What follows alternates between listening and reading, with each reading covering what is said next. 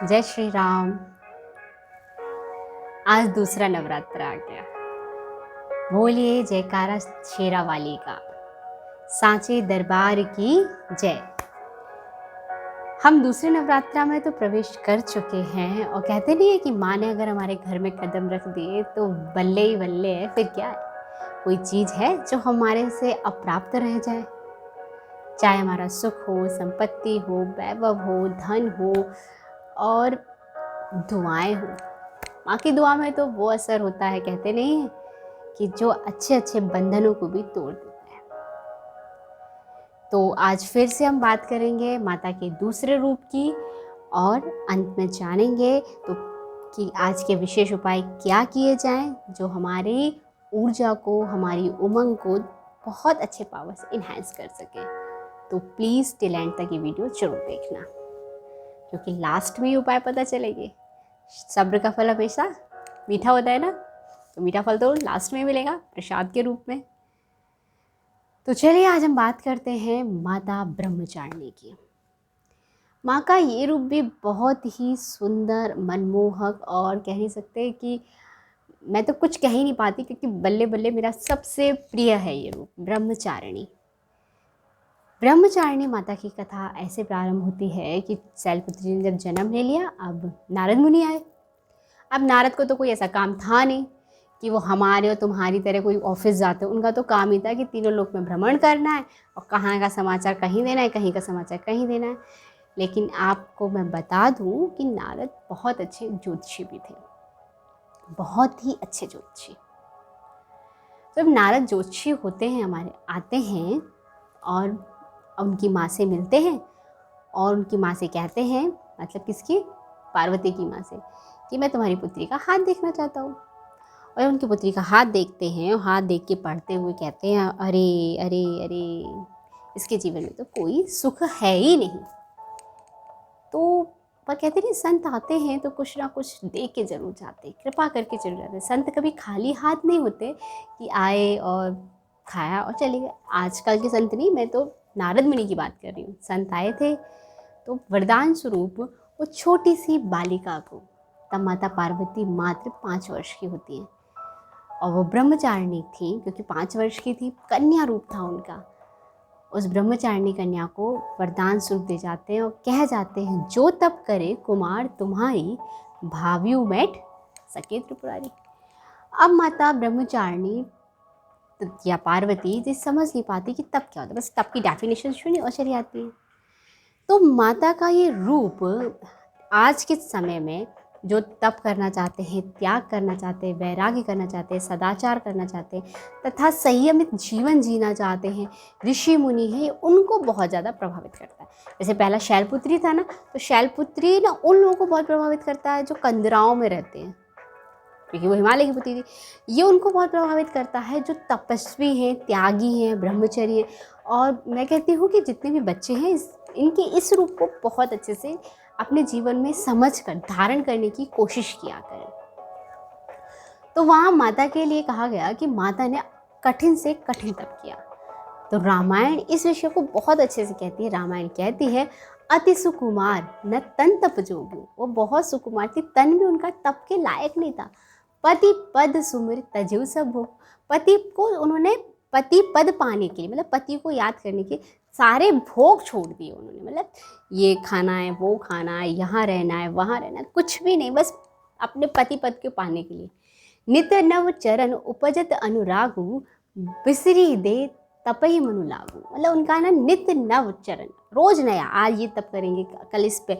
आज उन्होंने जैसे पत्ती छोड़ी, फिर हवा पे आई, हवा भी छोड़ दी कुछ समय बाद, ऐसे मतलब नित्य नव, ठीक है, ऐसा करना उन्होंने प्रारंभ कर दिया। संवत सहस्त्र मूल फल खाए, साग खाए 7 वर्ष कमाए। पूरे 1 संवत तक उन्होंने मूल फल खाए, सिर्फ फल मूल, मतलब समझते कंद मूल जैसे कहता है, फल वो ही खाती थी, जमीन के अंदर और जमीन के ऊपर जो लगता है।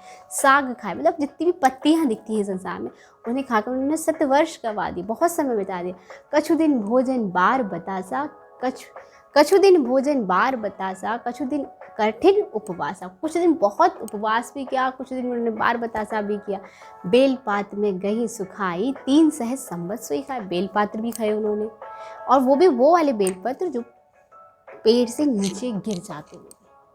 जब उन्होंने ऐसी कठिन तपस्या कर ली तब उनका नाम क्या पड़ गया, ब्रह्मचारिणी। कि जरा सी बालिका ने, लेकिन रामायण क्या कहती है कि रामायण बताती है कि उनका वहाँ से नाम अपर्णा भी पड़ गया था, क्योंकि उन्हें सब कुछ, उमहे नाम तब भयो अपर्णा, उन्हें सब कुछ छोड़ दिया था ना। लेकिन उस रूप को जो सिद्धि प्राप्त करते हैं देवता या जो देवी भागवत है वो कहते हैं, उस रूप को माता को ब्रह्मचारिणी कहा था, क्योंकि उन छोटी सी अवस्था में ब्रह्म यानी ब्रह्म तत्व, परमात्मा तत्व का आचरण किया अपने जीवन। अब परमात्मा, मैंने आपको पहले बताया उपवास की जो आप वीडियो देखी उसमें मैंने कहा कि परमात्मा के सबसे निकट जाने का साधन क्या है, उपवास। आप उसको बहुत नज़दीक, तो उन्होंने उस ब्रह्म तत्व को ही पाने के लिए, ब्रह्मचारिणी, ब्रह्म में ही अपना आचरण में बनाने के लिए उन्होंने इस तप की साधना को फॉलो किया। अब माता का स्वरूप क्या कहता है, माँ ने ना श्वेत वस्त्र की साड़ी पहनी है और वो किसी आसन पे नहीं बैठी हैं, किसी वाहन पे नहीं बैठी है, वो हमारी और तुम्हारी तरह साधारण ज़मीन पर है। क्यों साधारण ज़मीन पर आ गई, क्योंकि उन्होंने क्या किया था, पहले में क्या दिखाया था उनके, कि उनके एक हाथ में क्या है, जपमाला है, और एक हाथ में क्या है, कमल था। तो वो पवित्रता को धारण कर चुकी हुई थी। एक हाथ में त्रिशूल था, एक हाथ में त्रिशूल था, तो इन्होंने एड़ा पिंगला सुषुम्ना को कंट्रोल कर रखा था, और दूसरे में कमल था।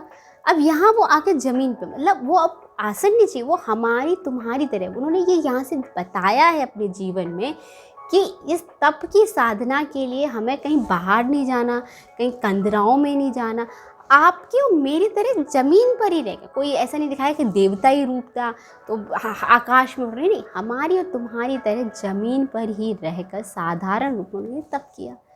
दूसरा, उनका सारा का सारा श्रृंगार ही ना कमल से हुआ है। उनके गले में कमल है, उन्होंने हाथों में जो बाजूबंद पहन रखे उनमें भी कमल है, और उनके मतलब बहुत कमल से उन्होंने अपना श्रृंगार किया। क्यों, जब ब्रह्मचर्य का पालन करेंगे तो आपके जीवन में पवित्रता तो अपने आप समा जाएगी, आपको पवित्र रूप तो अपने आप दिखाई देने लगेगा ना आपका। फिर क्या दिखाया कि उनके बाएं हाथ में कमंडल है और दाएं हाथ में जपमाला है।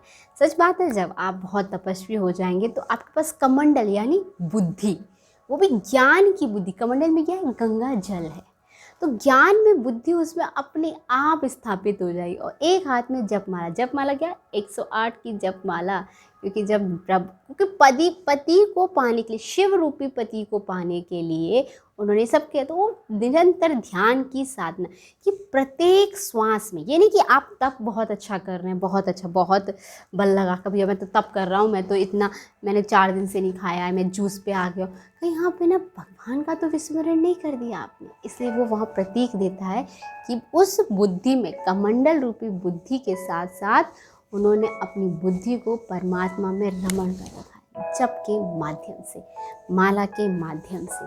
माला कहते हैं सिद्धिदायत्री होती है माला, तो माला तो 1000 गुणों से ज़्यादा सिद्धिदायत्री होती है। अब क्या होता है, जब ये सब ये माता का स्वरूप कहलाता है। अब इसकी पूजा कैसे करनी है माता की, माता जी के दीदी क्या करना है, तो आज छोटा सा चलो उपाय बताती हूँ। क्या है कि माता को शक्कर मिश्री का भोग लगता है, या दूध का लग सकता है, दही का नहीं, वो पंचामृत में कह सकती हूँ, खट्टा नहीं, ठीक है। माँ को मीठा बहुत पसंद है, तो इसका भोग लगता है। अब माया क्या देती है, जो माता है वो मूलाधार से स्वादिष्ठान में आपके जीवन में प्रवेश करी, आपकी वो शक्ति जो जागृत हो रही है नवरात्रि में, वो मूलाधार से अब जस्ट सेकंड चक स्वादिष्ठान में प्रवृत्त कर गई। तो आपको क्या मिलेगी, दीर्घ आयु। मैंने कहा है उपवास की वीडियो के अंदर कि लंघनम परम औषधि, अगर आप लंघनम व्रत करते हैं तो आपके जीवन में औषधि का काम करती है। और जब आप भोजन नहीं करते हैं तो जीवनी शक्ति आपके रोगों का नाश करती है। तो जब ये दोनों चीज़ होने लगी तो आपको क्या मिलेगा, ज्योतिष मानता है इस चीज़ को, ज्योतिष, आज का ज्योतिष मैं कह रही हूँ, वो भी मानता है कि आपकी और हमारी 120 वर्ष आयु तो स्वाभाविक होनी चाहिए, 120 वर्ष। लेकिन अब आप सब देख सकते हैं कि हम लोग 120 वर्ष जीते हैं। औसत आयु कभी कितनी चल रही है, 60 से 50%, 120 नहीं चल रही है। तो 120 वर्ष, तो माता ने हमें क्या दिया, दीर्घ आयु का आशीर्वाद दिया है। अगर हम दूसरे दिन माता के इस रूप की आराधना करते हैं तो हमें दीर्घ आयु का आशीर्वाद मिलता है। तीसरी बात, आज के दिन मैंने कहा ना, ये जो रंग निर्धारित किए गए हैं वस्त्रों के रंग, वो नक्षत्र और वार के हिसाब से किए जाते हैं। तो ये हर बार अलग अलग आते हैं। तो ब्रह्मचारिणी का दूसरा दिन है। आज के दिन के रंग है नारंगी रंग। अभी तो मैंने नारंगी रंग पहन रखा है, तो नारंगी रंग आज का रंग है। दूसरी बात, माता को जो आप फूल अर्पित करने जाएंगे वो अपराजिता का करेंगे, क्योंकि जब आपके जीवन में ब्रह्मचर्य की साधना हो जाएगी, ब्रह्मचारिणी की साधना हो जाए, तो आपको कोई हरा ही नहीं सकता है। तो आपको वरदान स्वरूप क्या मिलेगा? दीर्घायु मिली, अपराजिता मिला। अपराजिता का फूल दिया आपने, माता को समर्पित किया, तो आपको आपकी विजय ही विजय होनी है। प्रत्येक कर्म में आपकी विजय होनी है। अगली बात कि माता को आज के दिन, मतलब आप अगर जब माता का हवन करेंगे तो मैंने कहा ना, आज के दिन विशेष क्या होगा? पान का पत्ता लिया जाएगा, पान के पत्ते पे कपूर रखा जाए, कपूर के साथ लौंग रखी जाएंगी, और उससे माता की आज की आरती का विशेष विधान है कि ये आरती विशेष की जाएगी। फिर वही बात कि आपको हवन डेली करना है, और आज का मंत्र है ओम ऐं ह्रीं क्लीं चामुंडाय विद्महे ओम ब्रह्मचारिणी देवी नमः। कम से कम 11 आहुति तो होनी ही चाहिए, चाहे पंडित को बुला के करें चाहे स्वयं करें, पर इससे ज़्यादा हो जाएं तो और ही अच्छा, बहुत ही खुशकिस्मत हो जाएंगे आप कि आपकी माता ने मेहर करी। अब क्या जाने आज के लिए कि आज स्नान किससे किया जाए कि हमारी नेगेटिव ऊर्जा वापस ख़त्म ही हो जाए। तो आज का आप जो स्नान करेंगे वो पानी में हल्का सा नमक डालकर करेंगे, क्योंकि आज के दिन क्या है? रविवार भी है, सूर्य का वार भी है। सूर्य हमारे अंदर तेज की उत्पत्ति करता है, तो तेज के साथ साथ ये क्या करता है, जब कोई सूर्य निकलता है तो बैक्टीरियाज अपने आप खत्म होने लगते हैं। लेकिन आज हम बाथरूम में सूर्य को नहीं प्रवेश करा पाते हैं, तो आप नमक डालकर आज स्नान करेंगे। रही बात कि आज हम ऐसे क्या उपाय कर सकते हैं कि जिससे हमारे जीवन में खुशहाली आ सके, तो मैंने कहा ना, आज तो बहुत ही अच्छा दिन है कि आज की माता को, ब्रह्मचारिणी देवी को मीठा बहुत ज़्यादा पसंद है। रही बात कि ये क्रिया की देवी है, हाँ ये मैं मानती हूँ, क्योंकि आपके जीवन में अगर स्वादिष्ठान ने प्रवेश कर आए तो दीर्घायु मिली है, तो आपको कहीं ना कहीं योग, तप, साधना, त्याग, वैराग्य, इन सबका आचरण करना पड़ता है। तो इसका प्रतीक है नारियल, गोला, खोपड़ा जिसे कहते हैं, गोला, सूखा नारियल। उसे ऊपर से थोड़ा सा काटिए, पूरा साजा नारियल है, उसे ऊपर से थोड़ा सा काटना है और उसमें मिश्री भरनी है। पूरा नारियल होगा एंड ऊपर से थोड़ा, जैसे दम आलू बनाते हैं ना अपन, तो छोटा सा काटते हैं ऐसे, उसके ऊपर छोटा, तो फिर अंदर तो पोला है, उसके अंदर पूरा मिश्री भरकर आज उस नारियल को माता को लेके आइए।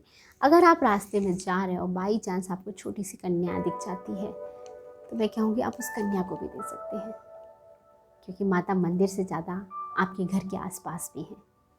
आप उस कन्या को नारियल देते हुए, पैर छूते हुए आप आराम से कह सकते हैं जो आपको चाहिए, ठीक है। ये आपके अंदर एक नई ऊर्जा का संचार है। आपके जीवन में जो मिठास की कमी है, कहते हैं पता नहीं क्यों मुझसे कोई प्यार नहीं करता, क्यों मेरे को कोई समझना नहीं चाहता, आज सब लोग डिप्रेशन का शिकार हो रहे हैं। जिनको भी बहुत ज़्यादा डिप्रेशन का शिकार है वो ये उपाय करके आए, देखिए उनके जीवन में डिप्रेशन कैसे बहुत आराम से ख़त्म होता है। दूसरा उपाय मैं आज बताने जा रही हूँ उन युवक युवतियों को जो विवाह की आयु जिनकी हो गई है। तो जिनकी विवाह की आयु हो गई है वो लौंग, साबुत लौंग, फूल वाला लौंग लें। उस लौंग को जितने वर्ष के वो हो गए हैं, अगर कोई 21 वर्ष का होगा तो 21 लौंग, कोई 25 का होगा तो 25 लौंग, जितने वर्ष के जो हो गए हैं वो लौंग को लें। उस लौंग में थोड़ी सी रोली लगाएं, थोड़ा सा कपूर लगाएं और थोड़ा सा इत्र लगाएं, और उनको लगाकर एक पर्ची पर माता की लिख कर आएँ, माँ ब्रह्मचारिणी। आप तो जीवन में ब्रह्मचारिणी थी, लेकिन आपने पति को प्राप्त करने के लिए इस तप को किया था। हमारे जीवन में भी हमारा जीवन साथी को ये उपाय, जो मैंने कहा युवक हैं वो भी कर सकते हैं, युवतियाँ वो भी कर सकती हैं। वो बात लिख कर आए, अपना नाम लिख कर आए, और उसमें वो लौंग जो मैंने कहा ना ऐसे रोली, कपूर और इत्र लगाएगा, वो उसमें पैक कर कर माता के चरणों में समर्पित करके आए एक नारियल के साथ। नारियल पर स्वास्तिक बना लिया जाए, पूरा नारियल, जटा वाला नारियल, उस पर स्वास्तिक बनाकर उसे अर्पित करके आएँ। आप देखिएगा माता रानी की बहुत अच्छी मेहर होगी, और आपको 6 वर्ष, मतलब 6 महीने बाद ही जो आने वाले, 6 महीने बाद ही आपके जीवन में आपका साथी होगा। यही कामना के साथ नमस्कार। लेकिन ये याद रखना कि मेरे वीडियोस अगर आपको पसंद आ रहे हो तो प्लीज़ इन उपायों को नोट कर लें या शेयर करें। आपका भी भला होगा, मेरा भी भला होगा। लाइक करें, शेयर करें, कमेंट्स करें। अच्छा, तब तक के लिए राम राम जी।